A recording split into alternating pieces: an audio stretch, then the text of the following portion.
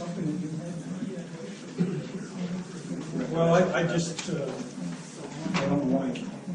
Okay, we have an email dated October the 4th, 2017, FOI request dated July 9th, 17. I gather you were going to address that.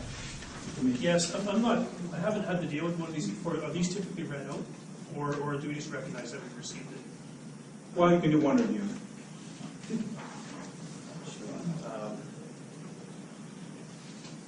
You may wish to refer to the person's report as the landowner. So I guess, so I refer it to the landowner? No, as the As the landowner, you don't landowner. identify Not to the this person. Okay, person. yeah. Rather, Yeah, I'll just read it then. So, Dear Gordon, I've been in touch with the Office of Information and Privacy Commissions in accordance with Section 75, since you did not give me an estimate of the total fee before providing a response with the FOI information, which I received on September the 14th. As the applicant, I must not be required to pay under Section 1 FE. Therefore, I would appreciate if you would void the invoice dated September the 24th for $200, which I received September the 21st, 2017 from you by email, where you charged me for 4 hours of research time, which equaled 4 times 50 is $200. Please send me the documentation with confirmation of voided invoice. Also, regarding the missing 3 attachments to this 2 sets of UBID in-camera UBID minutes, please state the reason why those 3 attachments were included. This information is also required by the Officer of Information and Privacy Commissioner.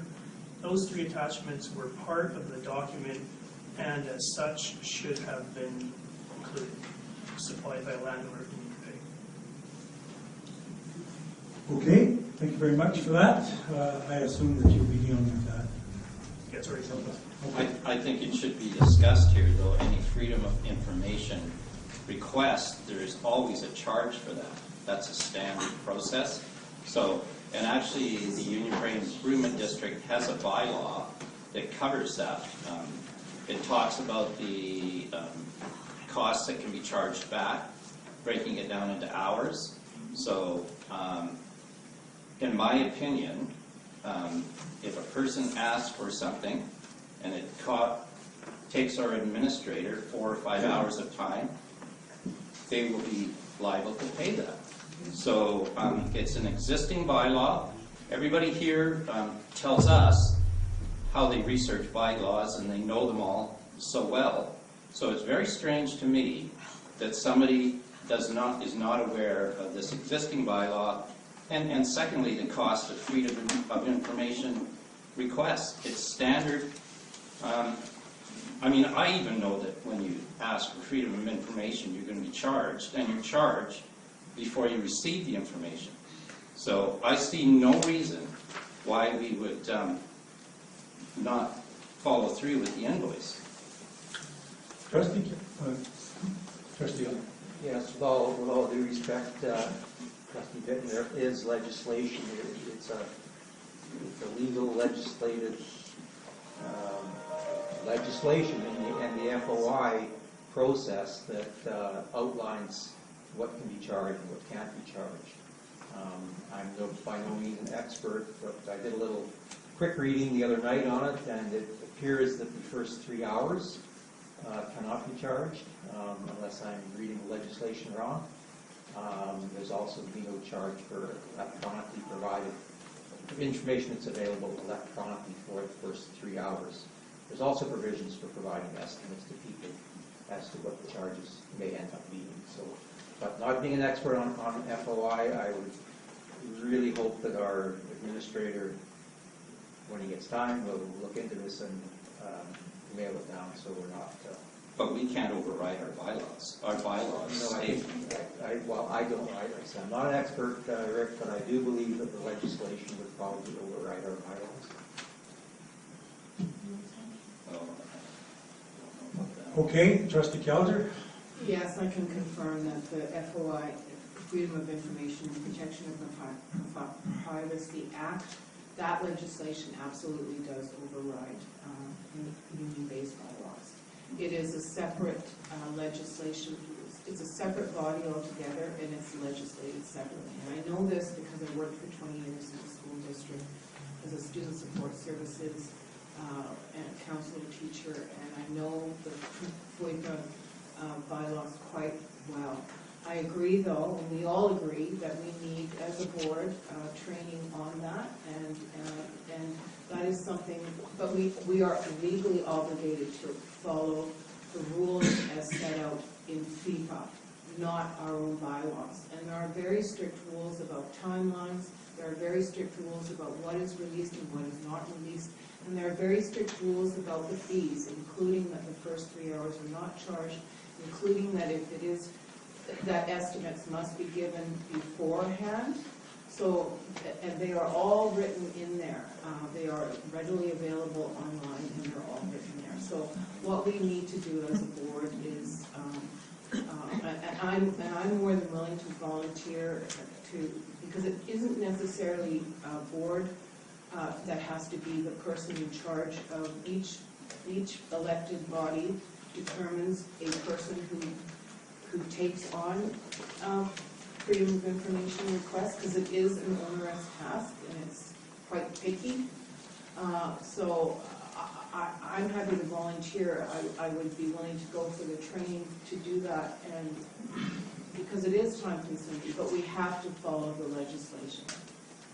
Okay, thank you for that. I would like to see maybe Gordon also just looking to talk to the ministry on this, because the other issue is there's the same 1 or 2 people all the time phoning in, tying things up, same people all the time. So it's a 3 hours, as far as I'm concerned, 3 hours to start from the first item, because we just don't have the time. It's like it's getting ridiculous the amount of time that Gordon has spent on a lot of this stuff with some of the emails, the ridiculous emails that we get, and I really think we have to be respectful to our administrator, and maybe we can follow up.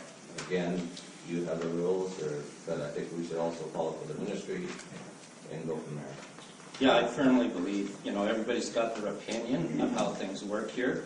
If we've got bylaws, and everybody here is such a firm believer in following our bylaws state that the person that asks for that information is charged. And there's a reason for that, where, if this is a very pertinent question and there's a lot of meaning to it, certainly, it has to be done and they're charged for it. But again, Gordon is working on Thanksgiving Day here, so there's only so much time, and I don't think the people in this room want to spend, approve our administrator spending 4 or 5 hours on things that might not be all that important when we have critical things to do. So the bylaw to me is what rules here. And I would request Gordon to go to the ministry and get a very clear and concise direction on this. And then I think in the future that this charge should be posted on the website so that we do not have to spend the time of giving somebody an estimate. We can't estimate how long it's going to take to answer some of these questions. So that's what I would like to see happen. And I don't know about the people in this room. Our administrator cannot be tied up for hours and hours and hours by the same people asking the same questions. Okay. Again, I